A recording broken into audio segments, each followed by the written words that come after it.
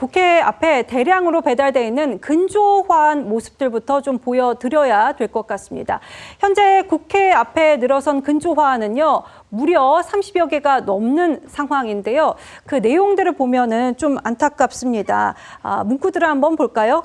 개미들의 눈물을 외면하지 말라. 또 사라지는 내 계좌. 레버리지 타고 간 곳은 한강이었다. 쓰러져가는 유권자. 이런 문구들이 보이는데요.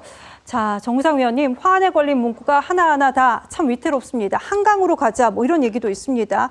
급기야 국회로까지 지금 대량의 근조 화환이 배달이 됐는데요. 이 상황 어떻게 보십니까?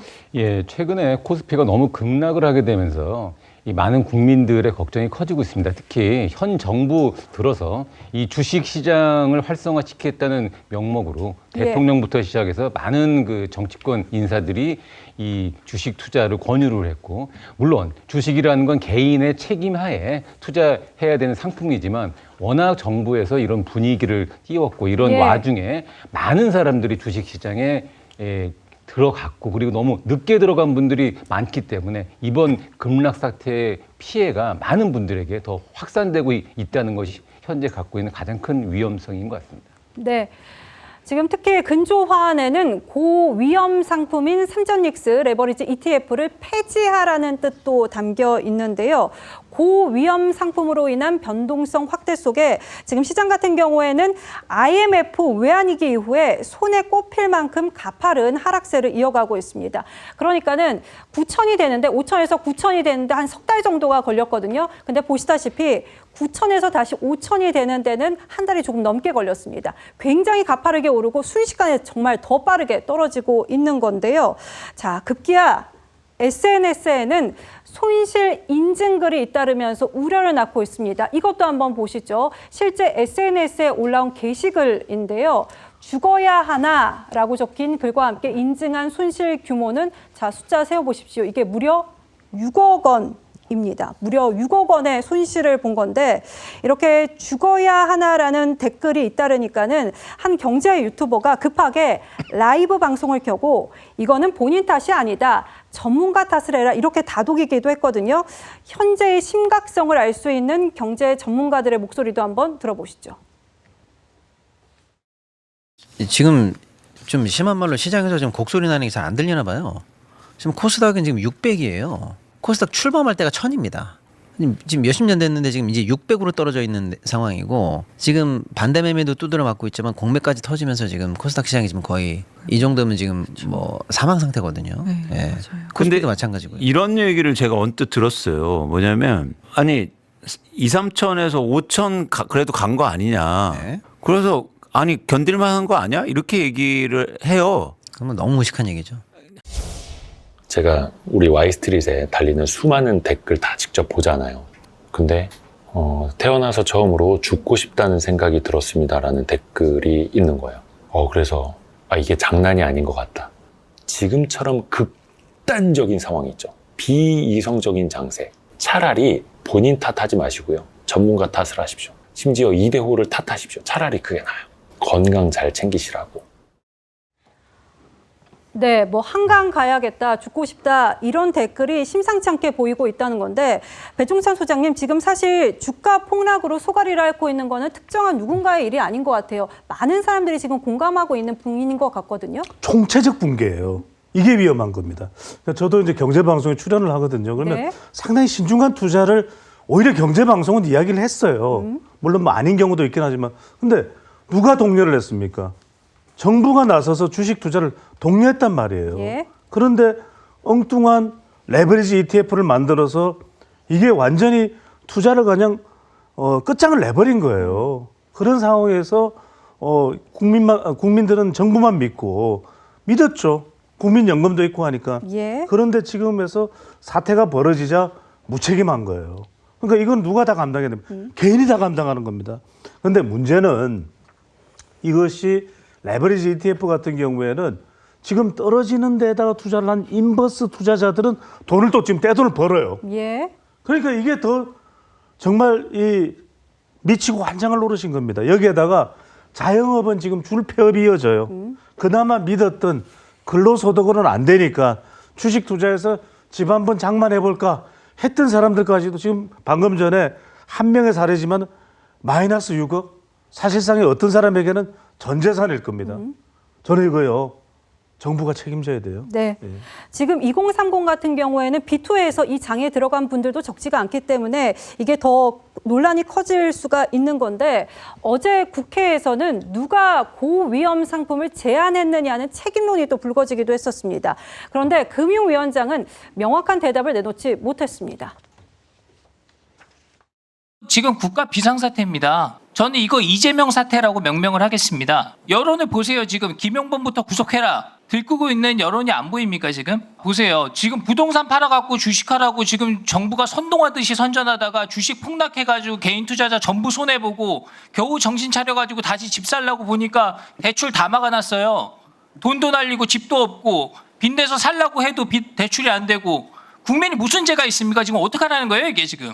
시중에는 재경부가 만들었다. 금융위는 반대했다. 뭐 이런 얘기도 떠도는데 누가 최초에 기획한 겁니까? 관계부처 협의하에 주도한 부처가 있을 거 아닙니까? 제 말뜻을 아시잖아요. 금융위에서 최초 미혼적인 입장을 가졌다는 것은 잘못된 전언입니까? 그렇습니다. 네. 금융위원회가 반대하다가 김용범 정책실장이 호통을 치니까 입장을 바꿔가지고 찬성했다. 사실과 다른 얘기입니까? 네, 이런 부분들은 결국 관계부처 협의하면서 여기 제도의 취지, 필요성, 정책적인 측면, 그다음에 저희들이 그때 봤을 때는 또 이게 시장 변동성이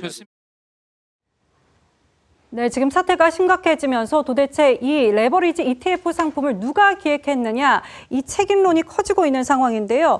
호준석 위원장님, 지금 뭐 금융위가 반대했다가 김용범 정책실장이 호통을 치니까 뭐 그러면서 좀 밀어붙여진 것이다 이런 얘기까지 또 나오고는 있더라고요. 근데 이게 확인된 거는 아닌데 이 와중에 지금 이걸 누가 기획했느냐라는 얘기가 계속 나오고 있어요. 이 와중에 이거 내가 기획했다 손든 사람이 있을까 싶은데요.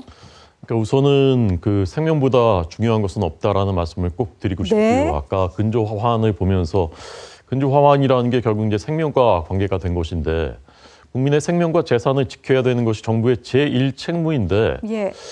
정부의 지금 역할은 어디에 있는 것인가 하는 이제 생각을 하게 됐고요. 이 단일 종목 레버리지가 출시되게 된 과정 자체가 첫째 의도가 저는 잘못됐다고 생각하고요. 둘째 그 과정과 절차도 잘못됐습니다. 이건 언젠가는 저는 수사를 통해서 밝혀야 될 사안이 아닌가라고 생각합니다. 자, 우선 의도입니다. 5월 27일에 이게 출시가 됐는데 지방선거 불과 일주일 정도 앞두고 있었던 때죠. 그렇다면 정치적인 의도가 없었던가 하는 것을 합리적인 의심을 하게 되는 겁니다. 이게 5개월 만에 그 출시가 됐는데 전례가 없던 일이라고 합니다. 이렇게 5개월 만에 이런 식의 상품이 출시가 되는 것은. 근데 그 발단은 김용범 정책실장이 증권회사 그 대표들하고 관계자들을 만나서 간담회 한 뒤에 속전속결로 5개월 만에 이게 출시가 돼버린 겁니다. 근데 그 과정에서 금융감독원장은 내가 들어 누워서라도 말려서 그때 그 반대를 했어야 되는데 라고 후회를 했지 않습니까? 그 얘기는 뭐냐? 들어 눕진 않았지만 반대는 했다는 얘기거든요. 금감원장도 반대했던 일을 누가 어떤 의도로 어떤 절차를 거쳐서 이렇게 됐는가 하는 것을 이제 밝혀야 되는 것이고요. 이게 지금 92%가 개인 투자자들이라고 합니다. 단위 종목 레버리지에. 한 100만 명 정도로 그 추정이 된다고 합니다. 근데 지금 56조 손실이면 1인당 수천만 원씩을 이제 평균적으로 봐도 손해를 봤다는 얘기입니다. 이거는 반드시 진상과 책임을 밝혀야 된다고 생각합니다. 네. 어제 국회에서는 급기야 지금 상황에 대해서 인재라는 표현까지 나왔는데요. 그 목소리도 이어서 한번 들어보시죠. 지금 이 주가 폭락 사태 좌절하고 있는 이 국민들 분노 지수를 또 급상승시킨 것 같습니다. 이틀간 50% 가까이 하락을 한 거죠. 단일 종목 레버리지 ETF 폭락 사태, 이거는 금융위와 금감원발 인재다, 이렇게 진단을 합니다. 혹시 동의하십니까? 시장의 변동성 이렇게 크게 확대된 이런 부분에 대해서 매우 무겁게 생각하고 있습니다. 아니 인재라고 얘기를 제가 진단을 했는데 그 진단에 동의하시냐고요. 아주 남 얘기하듯이 하시네요. 이 부분에 대해서 무겁게 지금 받아들이고 있고요. 무겁게 받다는 건 책임을 통감한다는 뜻입니까? 사안이 무겁다는 것입니까? 책임이 무겁다는 것입니까? 이 시장과 관련된 이 변동성을 최소화하기 위해서 최대한 노력하겠습니다. 네, 그런데 정작 정책의 책임을 지고 있는 김용범 정책실장은 사과의 뜻보다는 다른 의견을 내놓아서 비판이 커지고 있습니다. 논란이 되고 있는 김용범 실장의 목소리 들어보시죠. 변동성이 사실 이제 뭐 이렇게 단일 뭐 이 상품 때문이다 그렇게만 보기는 어렵고 우리나라만의 또 특성이 있었고 최근 두어 달 동안에는 이제 반도체 종목 자체의 변동성이 되게 커서 이 레버리지 상품이 시장에 나온 시점하고 이 변동성이 커지는 시점과 겹치면서 더욱더 이렇게 좀 도드라지게 보이고 있습니다. 글쎄요, 김용범 실장은 사퇴하셔야 되지 않나 싶습니다. 그 잘못된 결정에 대한 전반적인 책임이 김용범 실장한테 있을 텐데 많은 국민들이 부동산뿐만이 아니라 이 상품과 관련해서도 정말 많은 국민들이 피해를 보고 분노를 하게 됐었던 결정을 누가 했는가, 그리고 그런 결정에 대한 도의적인 책임도 결과적으로 김용범 실장한테 있는 거 아니겠습니까? 네, 지금 김용범 실장이 한 말을 놓고도 논란이 계속되고 있는데요. 브라질에서 지금 순방 중이기 때문에 대통령과 함께 있는 상황인데 브라질에서 또 이런 말을 했습니다. 지금 상황이 레버리지 ETF 때문만은 아니다. 변동성은 우리나라만 그런 게 아니다. 우리 시장 특성 때문에 변동성이 증폭됐다. 뭐 이런 말을 하고 있는 건데요. 김상일 평론가님, 굳이 안 해도 되는 말인 것 같아요. 왜 이런 말을 했을까요? 그러니까 저거 이제 변명으로 들리잖아요. 네. 자, 정책 책임자들은 그 책임과 권한을 준 이유가 뭐냐면 전문가라고 우리가 생각하기 때문이에요. 그럼 지금 김용범 정책실장이 한 말들이 다 문제가 있는 겁니다. 정책 전문가가 우리나라만의 특성이 있었다는 걸 그러면 왜 미리 생각하지 못했을까요? 우리나라의 주식시장 환경은 개인 투자자 비중이 굉장히 높습니다. 네. 그렇기 때문에 이렇게 투기적인 상품을 쉽게 내놔서는 안 돼요.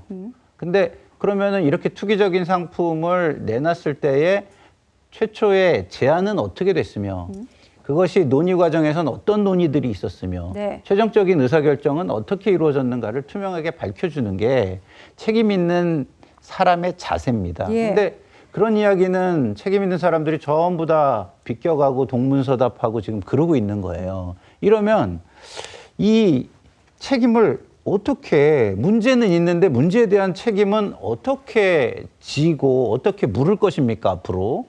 그렇게 돼야 뭔가 해법이 나올 텐데 계속 이렇게 질질질 끌고 가면 그 속타는 국민들은 정말 어떻게 될지를 몰라요. 네. 지금 어떻게 분노가 어디로 튈지 모르는 상황인데 이렇게 뒷짐지듯이 그리고 남의 얘기하듯이 하는 게 맞는지 잘 모르겠고요.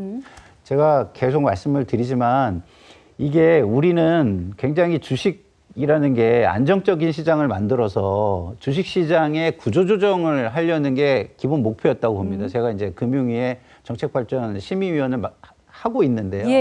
이렇게 중요한 정책이면 그 심의위원회에 올려서 얘기를 한번 들어봤어야 돼요. 그죠? 그럼요. 근데 저는 이 주제를 이 안건이 올라온 적이 없습니까? 전혀 없습니다. 논의해 본 적이 없어요. 그렇기 때문에 저는 이거는 분명히 도입 과정과 논의 과정, 의사결정 과정이 먼저 투명하게 국민에게 밝혀지는 것이 시작점이다라고 생각합니다. 짧게 한 말씀만 드리면 뭐냐면 지금 이틀 동안 865조 원이 사라졌어요. 네. 그리고 지금 통계를 보면은 이 주식 관련된 통계인데 60대, 70대가 이 레버리지 ETF에 많이 들어갔어요.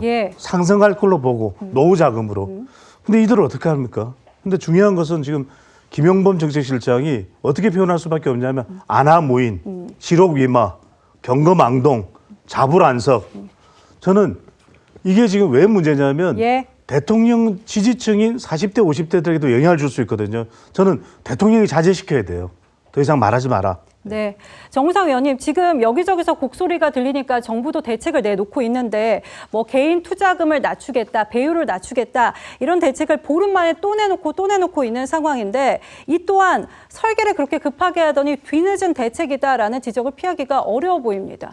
예, 현재의 상황에서는 정부에서 급조된 정책을 내놓는다고 해서 시장이 당장 안정되기는 어려운 상황인 것 같습니다. 사실 아까 그 단일 종목 레버리지 상품에 그 급하게 도입된 그 배경 중에 그 당시에 이유가 뭐였냐면 이 환율 방어가 안 된다는 아주 중요한 그 어떤 이유가 있었어요. 맞습니다. 그러니까 우리나라 국민들이 국내 시장에 투자를 안 하고 미국 시장으로 돈을 많이 빼기 때문에 이 미국 시장으로 가는 돈을 막기 위해서 한국 시장에서 고배당 이 제품을 한번 내보자라는 급한 마음에서 환율 방어를 위해서 급조돼서 냈던 게 단일 종목 레버리지였고 예. 당시에는 워낙 상승장이었기 때문에 당연히 잘 될 거라고 예상을 했었겠죠. 그렇지만 이게 단일 종목 레버리지에 워낙 많은 돈이 몰리면서 시장의 변동성에 기름을 퍼붓는 사실상 이런 급조된 정책을 도입하고 시행한 정책 주체들에 대해서는 반드시 책임을 물어야 될 것 같고요. 아까 말씀하신 것처럼 이런 것이 다른 정치적 목적이나 이런 불법 행위가 있었다고 한다면 여기에 대한 수사도 불가피한 것 같습니다.